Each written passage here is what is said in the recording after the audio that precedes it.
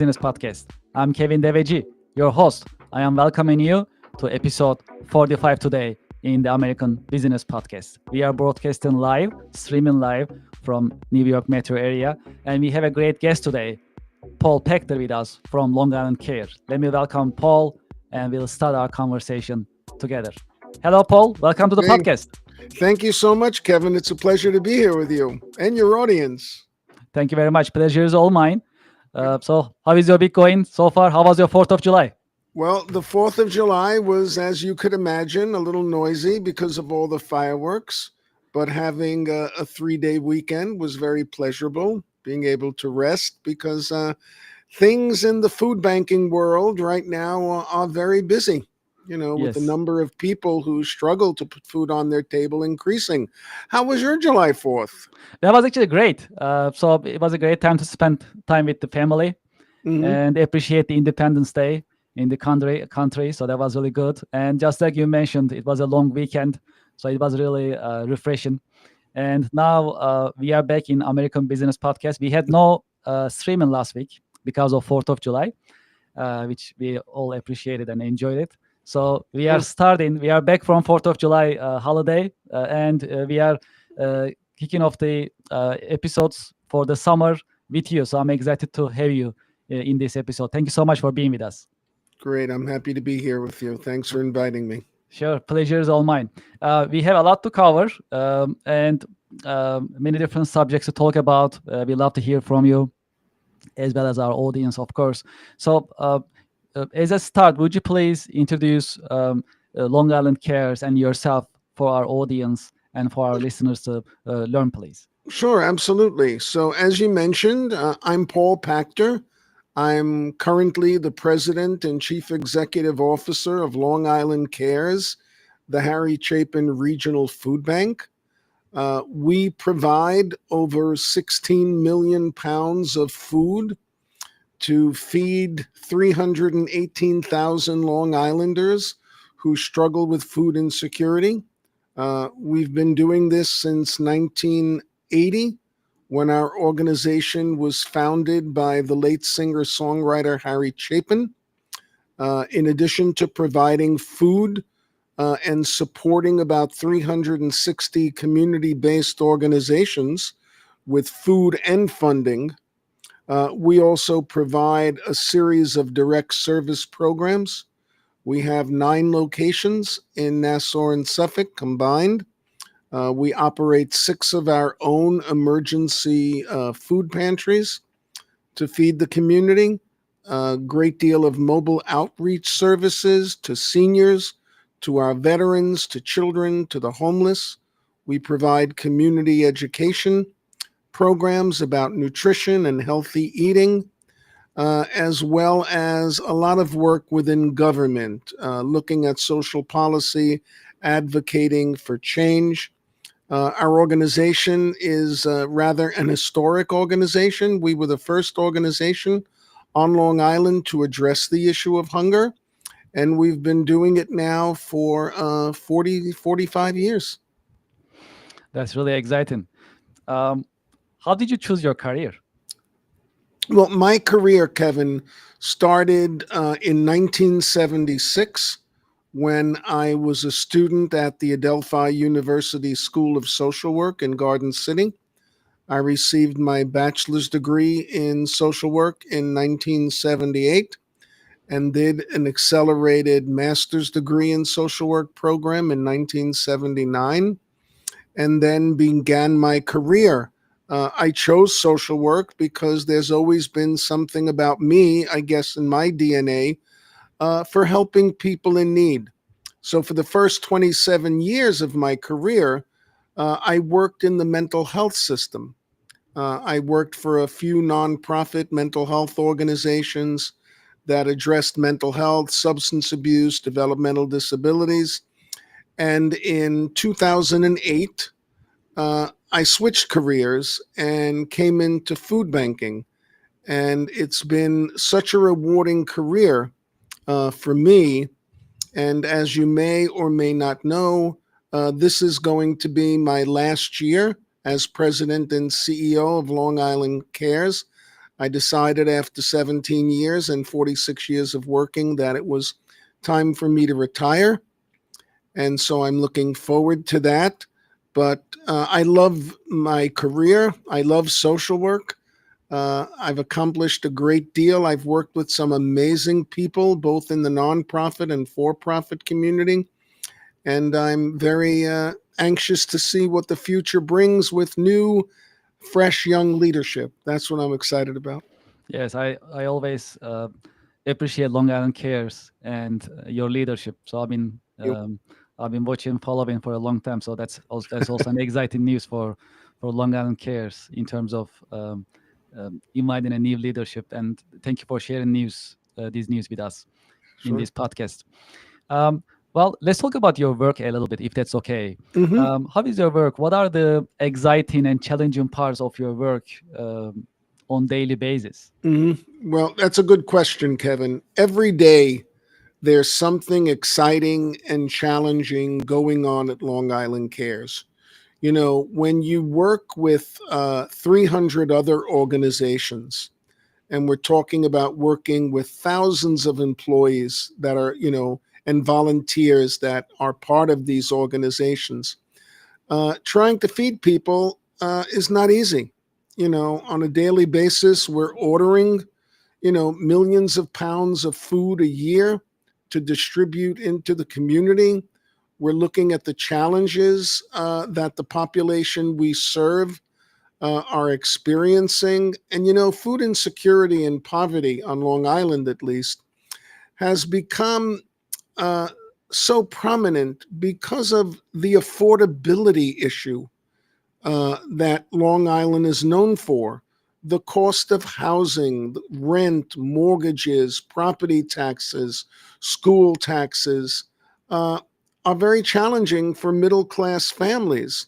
And if you look at the population that is in need of emergency food assistance, we're really talking about 40% of the population are families that are working two, three, four jobs just to make ends meet, and that in itself is challenging. We work with a lot of veterans, and you'd think, how sad is it that veterans who fought for our country, who served with distinction and honor, have gone from the front lines of a war to the food lines of a local pantry. That's a pretty sad commentary on our society and on our nation. But every day we are, challenged to bring in more food, whether we purchase it or it comes in as donations. We want to make sure that, we have a healthy menu available for the agencies to distribute.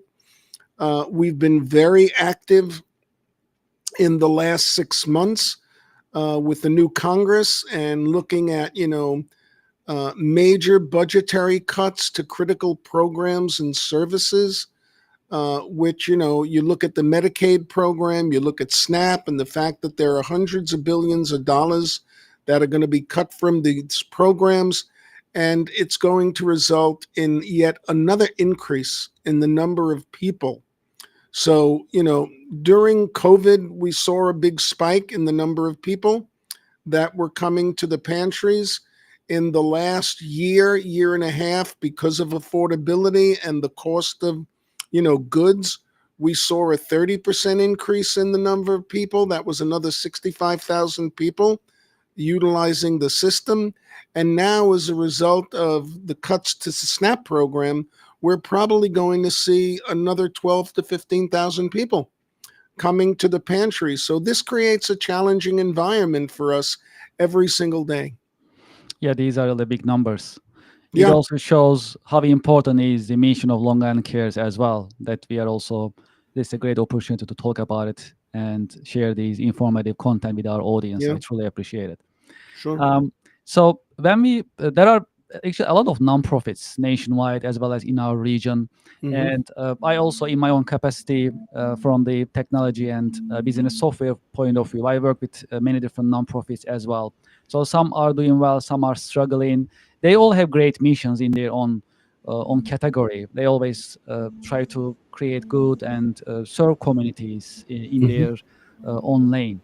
So, since you have decades of experience, how do you see the state of nonprofits in general?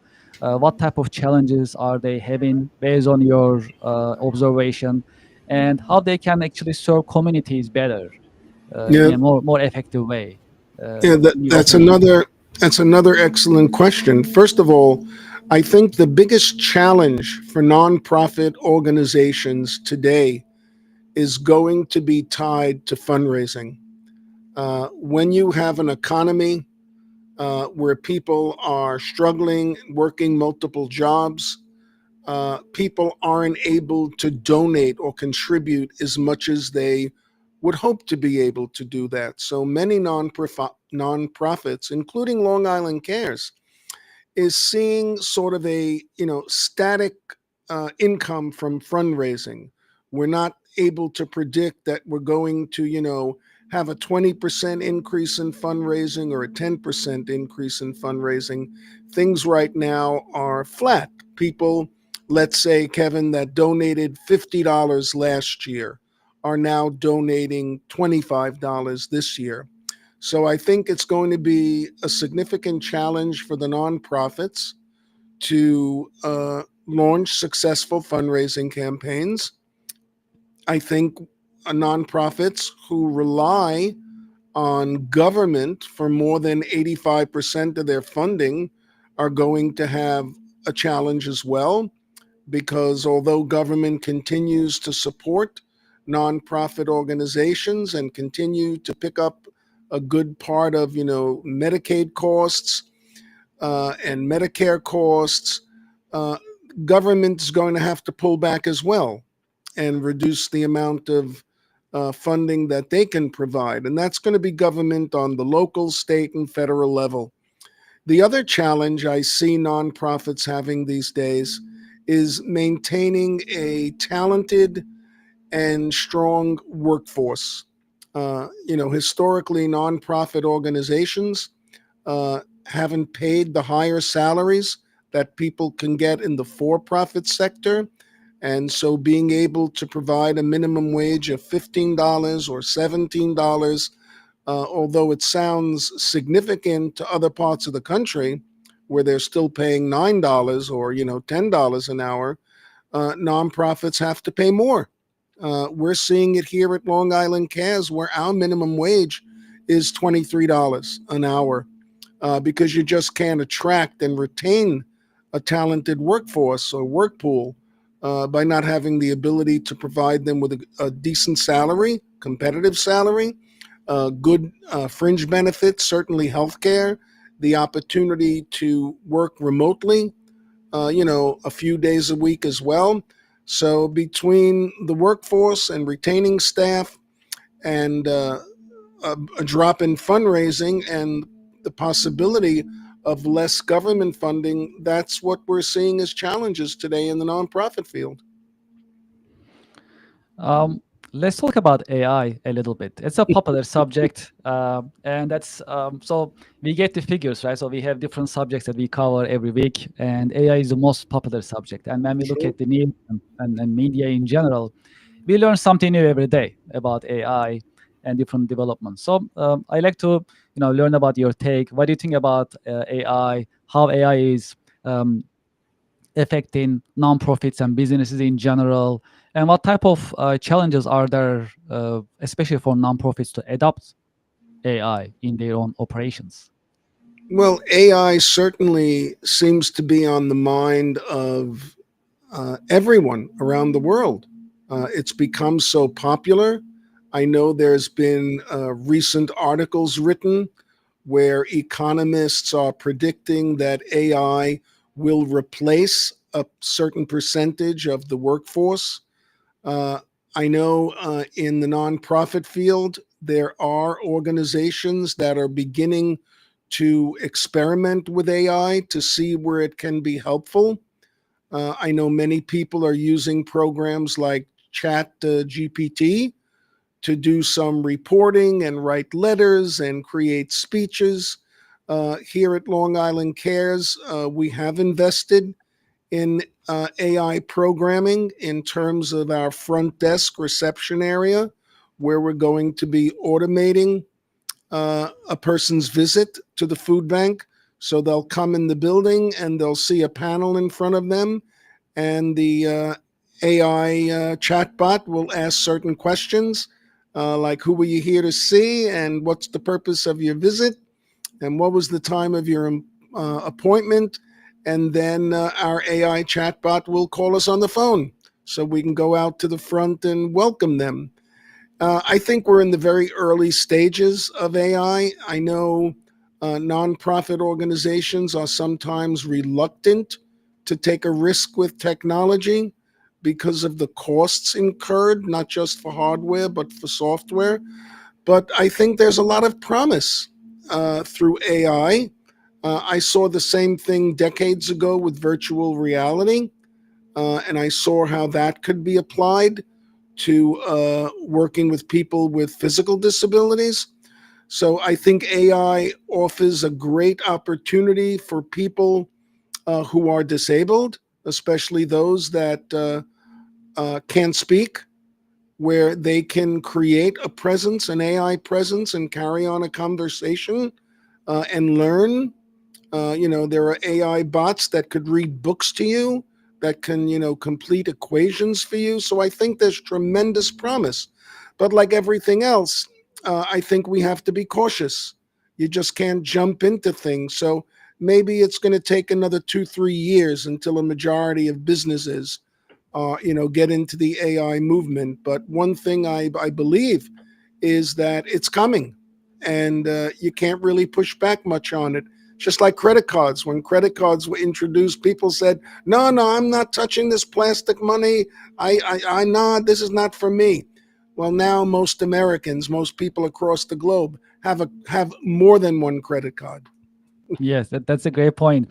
I was actually watching a podcast earlier, and there Hmm. was a similar conversation. So they were offering a video sharing software, and they were asking him like, "Why should I use your software if I want to watch a video or something? I just turn on the TV." Hmm. So they were just talking about this pushback back in the time, and but I think it's part of the evolution. I think these things are Sure. evolving.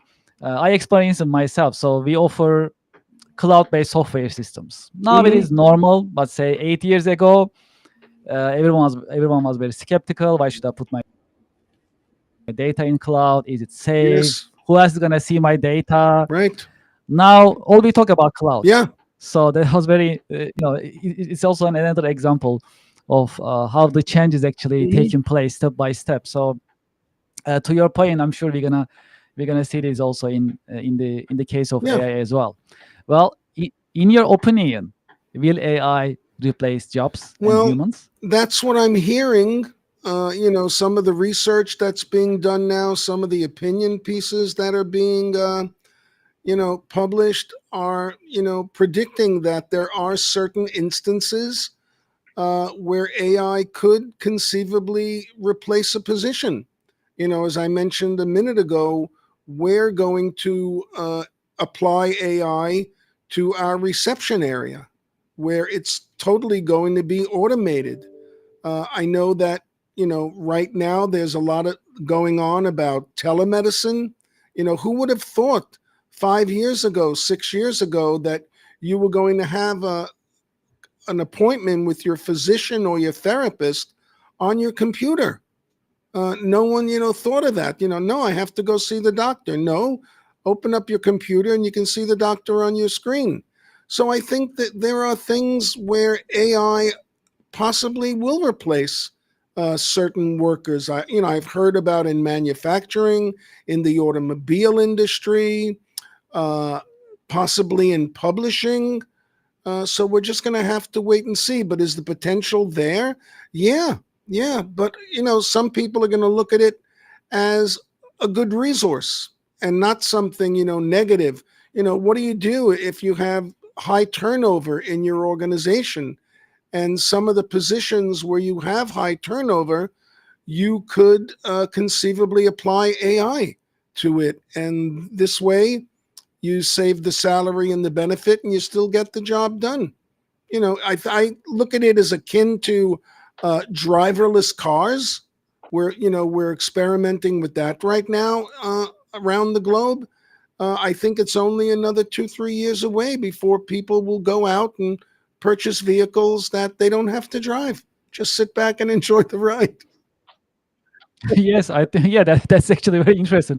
And I actually read an article years ago. It was Hmm. in Wall Street Journal, and they talk about these autonomous cars, right? They just basically drive themselves. You just tell them where you're going, and just takes you there.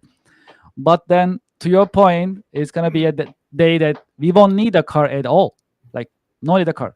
Then we just need to go someplace, and we just call one of these, autonomous cars or taxis. They just come, take us to wherever Hmm. we like to go, and then back and forth. Then it also changes the architecture, because if I don't Hmm. need a car, why should I have a True. garage in my house? So then they'll stop building Hmm. the garages, for the houses. So there's going to be a house or different houses, but no need for garage anymore, because there will be no car. So one actually evolution affects another one, not only in the business sense, but also on day-to-day sense, like in daily life also Yeah, is also affected, I and that's agree with that, fascinating. and I think people are going to have to be open to new ideas and new challenges because, as you said, this is how we evolve as a society. What when I was going to school, in the late 1950s, there were no computers, there were no cell phones. It was very different in the 80s when my own children started to go to school. And now in 2025, it's different again. Everything is automated, and, you go to school with a tablet, with a cell phone. Uh, and everything's automated, and that wasn't around. I remember typing term papers. Now you don't have to do that anymore. You could open up chat GPT, put in a couple of ideas, and there's your paper. Yes, that Yep. is true. That is true. And yeah, it's gonna be, it's also Hmm. conversational, Yeah. right? So we are just talking to ChatGPT or Hmm. Gemini or others, just like talking to Yeah. someone else, an expert. In this case, it's expert of pretty much Right. everything that you get the answers of. Still, it's learning though. Still, it's learning. Not all the Hmm. answers are great, but we can see the change. I mean, it keeps Hmm. learning. So the answers that we are getting is better than before, even about the same Hmm. subject that we are asking. And one of the things that I like about ChatGPT, which was really fascinating, was it gives you Hmm. options. I was about to make a decision about something, and then it just gave me like a couple of two, three different options. Like, you can do this, maybe you Hmm. can do that, you can do this, and Yeah. take a pick. It's just like talking to someone, maybe even better. So Absolutely. that is amazing. That is amazing. And to your point, so the talent acquisition and retention is a Oh, common sure. challenge, right? So because of the podcast, I talk to different professions from different Hmm. industries, some from manufacturing, some from services, and so on. So finding the talent, retaining the talent, Yeah. that's a challenge. So there was, I think, 2 3 weeks ago, we had another episode, and we talk about AI and how AI actually will be shaping the workforce. And some companies already started putting AI Hmm. agents, AI employees in their Yeah. organizational chart. So let's say I'm the head of, let's say, purchasing department. Let's say I'm the purchasing director. So I have a couple of AI Hmm. employees reporting to me, and I report to general manager or someone else in our team. But then having AI agents, AI employees in the organization chart was really Yeah. it was news to Sure. me. So that was Same really same interesting. holds true with Um, robots. You got to put the robots in your T of O for sure. Yeah. Yes, yes. So this is a bonus question because we didn't talk about this. It wasn't in the list, but I just want to take your pick, just learn your opinion. What do you think about the regulation of AI? So that's a subject about that's something that we talk about is in Hmm. technology, business technology field all the time. How to regulate it. So one news that I actually got a couple weeks ago was about New York State. If you lay off some part of your workforce because of AI, you need to Hmm. document it. So it's just starting documentation right now. That's what I understood. But I can tell it's going Hmm. someplace. Not yet, but it's gonna be some sort of a regulation. It's just preparation. I don't know about other states yet, so I'm trying to gather some information. I like to learn about your take. What do you think about regulation of AI Well, I've in always general? been a strong believer that, if you look at the internet needs to be regulated. I mean, if you look at what's going on now with social media, and I believe very strongly, Kevin, that many of the problems America has been facing for the last 10 years is the result of social media. I mean, we have a government that's basically being run, on X or Truth Social. And that stuff needs to be regulated. You have people that are getting, phys- physically and emotionally sick because of social media. Our children are spending way too much time uploading information about their lives on social media. So there needs to be certain safeguards put in place to protect the public. And in many ways, it's not so much protecting the public from social media as it really is, in my opinion, protecting the public from themselves, because people become so addicted to the fact that they can communicate with people all over the world. And some of it is very positive, but then, there is such a thing as a dark web out there. And I think in terms of AI, there's going to have to be some regulations put into place to protect people as well, because you don't want to create a situation where millions of people are being laid off from their jobs, because that will, have devastating impact upon the economy. So you have to sort of look at it and take smaller steps as to where this can be helpful. Where AI makes sense, where it can most benefit the community, the public, the country, and take it from there. The problem I think we have currently is, if you look at Congress, that's not a tech savvy organization. The majority of people in Congress are still holding on to flip phones as opposed to smartphones. They don't Mhm. understand the technology. They don't understand AI. They don't understand social media that well. Their reference point, is X. I have an account on X. Okay, what does that mean? That you can, post nasty comments about someone, that you can post pictures up there? There's also so much uh, that there is out there with social media. It's not just one or two companies. It's the same thing with streaming television. Now you can get your news on a dozen different channels, including social media. So I think the same thing will hold true for AI. It's got to come from a trusted source, and you have to be able to present the research and the data that makes people feel comfortable using it. I like to shift our conversation to role Mhm. models. You have decades of Yeah. experience. Have you had any role models? Do you have any role models that you can share with our Yeah, audience? in my field, there are historic people that worked within the realm of social work, but then there are also people like Harry Chapin, who founded this organization, and what a role model he was for so many people, especially young people, not just for his music and his, concerts, but also for his social policy stances, for his understanding of an issue like hunger, which he embraced and really, as an individual, made a difference. I always try to look back at my career on the people I reported to, who my CEO was, who my leaders were in the field.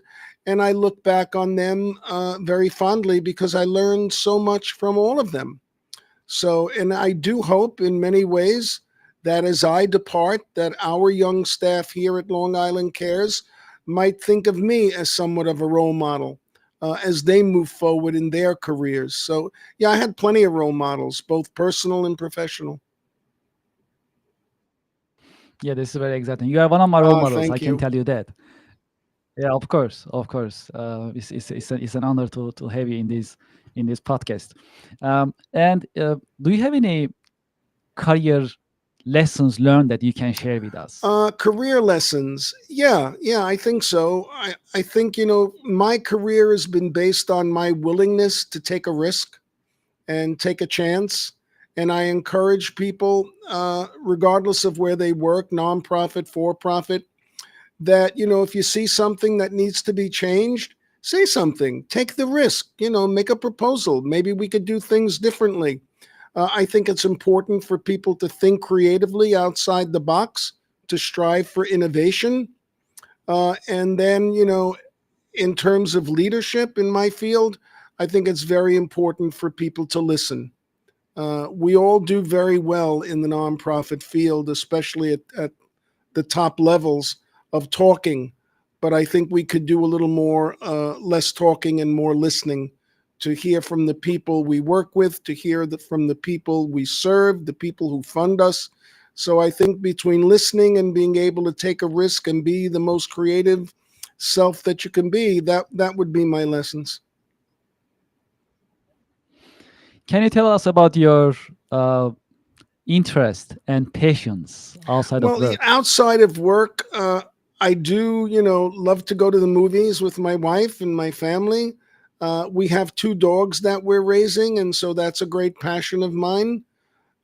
We like to go to the beach. We like to go to concerts. I do have a life outside of Long Island Cares. Some people would question, do you really? Because you're always there. Whenever something's going on, we see you. But no, there's a lot that I look forward to at the end of the day when I leave my office. Well, you have a very busy schedule on daily It's true. basis. And how do you stay motivated and I'm inspired? That's a great Even question. there are I'm challenging times. Yes. inspired by the people I work with. I'm inspired by the people who volunteer for our organization. Uh, every day there's something good happening at Long Island Cares. We're not static. For the 17 years that I've been here, I've always told people that this organization is a work in progress, that we can change what we do on any single day. We can, design things. We can come up with different ways to provide our work. You listen to your staff, you hear what they're seeing, what they're experiencing, and so that's how I stay motivated. Well, so in our podcast, our most important mission is to share educational and Mhm. informative content, and we have different listeners, especially for those who are thinking about getting into nonprofit industry. Do Mhm. you have any career advice for them? Uh, my career advice to people that were looking to get involved in the nonprofits is really identify your passion, what you want to do, who you want to help. Do you want to work with children? Do you want to work, with seniors? Do you want to do veteran services? Do you want to focus on, therapy? Do you want to focus on providing advocacy work? Do you really want to help solve, hunger? Find what you're interested in, uh, and then pursue that, because there's great opportunity within the nonprofits. Uh, Things change, funding changes, people can get new grants tomorrow, and are able to, expand their services. So identify the field that you're interested in working in, and then go and pursue the important educational component that you need, college degree. And maybe you don't need a college degree, but find an organization that interests you, maybe go volunteer for a little while, and then make a decision. So it's always find your passion and then see if you could apply it. So for those who likes to learn about Long Island Cares and the organization, what is the best way? Is there a website that you like to share with our Sure. audience? Yeah. The best way to learn more about Long Island Cares, including how to volunteer, how you can support the organization, maybe sponsor a food drive, go on to our website at licares.org, or tune in to our social media channels. We're on all of them, Facebook and Instagram and TikTok and, all the other ones. And you could learn more about us and get involved. I think you'll find it very rewarding. Thank you very much, Paul, for being with us in your busy schedule. It means a lot to us, and Thank you, I'm Kevin. sure our audience also enjoyed this conversation. Very informative. Yes, I wish you a great week So, and thank you so much for being with us. okay, stay well. Thank you. You too. Thank you so much. Well, to our audience and to our listeners, thank you very much for being with us today. It was another informative The American Business Podcast episode today. I hope you enjoyed it. I enjoyed it very much with Paul Pector. That was a special interview. And also, we had a chance to make these interview live. So that was also, they also made it even more exciting for us. And we also celebrate your support. We just passed more than 84,000 YouTube subscribers limit that we were actually having in our minds, but it's getting more and more. So we truly appreciate your support. If you haven't done so, please visit our YouTube channel. We have actually QR code right here. You can actually scan it and you can subscribe. You can share your thoughts, put your comments, and like if you are interested in our podcast. And we truly appreciate your support. As you know, we broadcast every week from New York metro area to US, North America, as well as globally. And we have a great list of experts and executives actually in our calendar, and we'll keep bringing you these informative and educational podcast episodes every week. So we truly appreciate your support. Would you like to be a guest in our podcast? Do you know someone who likes to be a guest? You can send us an email, americanbusinesspodcast@gmail.com. And we are very responsive. So if you reach out to us, we'll make sure to respond. And if you have a bit of feedback, you can also send us an email. You can also scan this QR code and fill the form to share your thoughts with us. Maybe you have an idea in terms of any guest or subject that you like us to cover, that you like to learn about.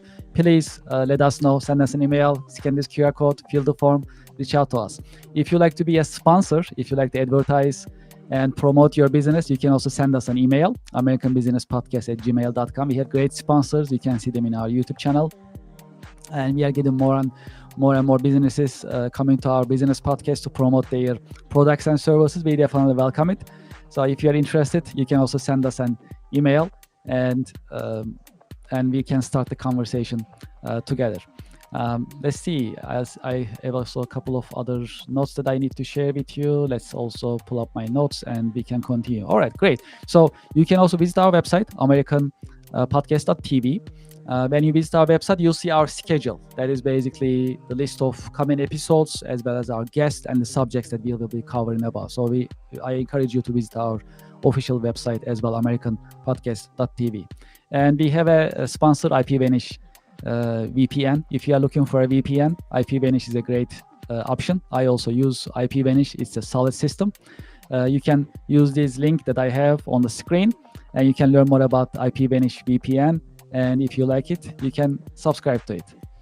I'd like to thank you for your time and thank you for your interest. I'm looking forward to having you in the coming The American Business Podcast, ABP episodes. Thank you very much and have a great day.